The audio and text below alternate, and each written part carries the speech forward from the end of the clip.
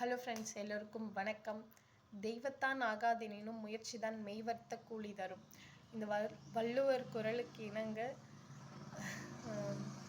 தெய்வமே இறங்கி வந்து உன்னால் முடியாது, நீ இந்த டிஎன்பிஎஸ்சி ஃபீல்டை விட்டுரு அப்படின்னு சொல்லிட்டு சொன்னால் கூட முயற்சி ஒன்று நீங்கள் பண்ணாமல் விட்டுட்டிங்கன்னா டிஎன்பிஎஸ்சி ஃபீல்டில் சக்ஸஸ் ஆகுது ரொம்ப ரொம்ப ரொம்ப கஷ்டம். மூச்சு நின்றால் மட்டும் மரணம் அல்ல, நம் முயற்சி நின்றால் மட்டுமே மரணம். எப்போ நம்மளோட முயற்சி வந்து நின்று போச்சோ அப்பயே வந்துட்டு நம்ம மரணிச்சதற்கு சமம் தான். இறங்கி விளையாடுங்க. களத்தில் ஒரு வீரன் வந்து விளையாடினா தான் அவனுக்கு மரியாதை. வேடிக்கை மட்டும் பார்த்துட்டே போகிறவன் என்ன வேணாலும் பேசிகிட்டே போயிடுவான். அவனோட வேலை பேசுறது மட்டும்தான்.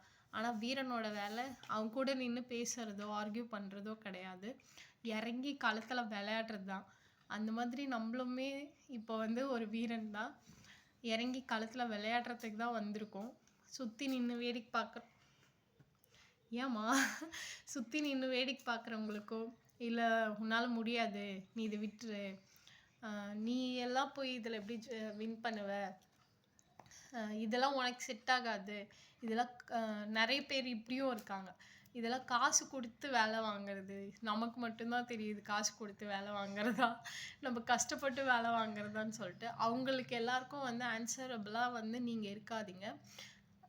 ஆன்சரபிளாக இருக்கணும் அப்படின்னு நினச்சிங்கன்னா வந்துட்டு நீங்கள் சக்ஸஸ் ஆகிட்டு அந்த செவர்கிட்ட நின்று ஒரு ஃபோட்டோ எடுத்து போடுவோம் இல்லையா, அதில் தான் உங்களோட ஆன்சர் தெரியணுமே தவிர இவங்கக்கிட்ட வாயாலெல்லாம் வந்துட்டு ஆன்சர் பண்ணாதீங்க. அதெல்லாம் கொஞ்சம் கூட வந்துட்டு அவங்களுக்கு புரியாது.